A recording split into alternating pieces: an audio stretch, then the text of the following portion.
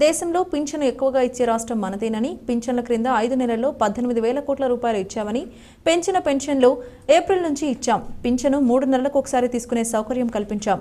లబ్ధిదారుల్లో కూలీలు, కార్మికులు ఉన్నారని ఇలా ఏర్పాటు చేశామని ముఖ్యమంత్రి నారా చంద్రబాబు నాయుడు అన్నారు.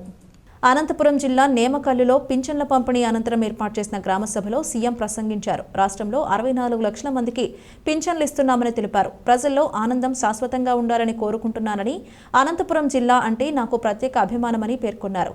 రాయదుర్గం వెనుకబడిన ప్రాంతం. ఈ నియోజకవర్గం ఎడారిగా మారకుండా చర్యలు తీసుకున్నామన్నారు.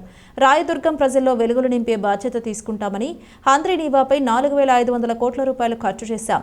రాయలసీమలోని ప్రాజెక్టులకు 12,500 కోట్ల రూపాయలు ఖర్చు పెట్టామని వివరించారు. ఇక్కడున్న నేమకల్లు ప్రాజెక్టును పూర్తి చేసే బాధ్యత ప్రభుత్వం తీసుకుంటుందని, రాయలసీమను రతనాల సీమగా మారుస్తానని హామీ ఇచ్చానని చంద్రబాబు అన్నారు. అన్ని వర్గాల ప్రజల సంక్షేమాన్ని కాంక్షిస్తూ సూపర్ 6 హామీలను అమలు చేస్తున్నామని తెలిపారు. వాటి ద్వారా చాలా కుటుంబాలకు లబ్ధి చేకూరుతుందన్నారు. గత వైసీపీ పాలనలో అస్తవ్యస్తమైన వ్యవస్థలను గాడిన పెట్టేందుకు కార్యాచరణ చేస్తున్నామని వివరించారు.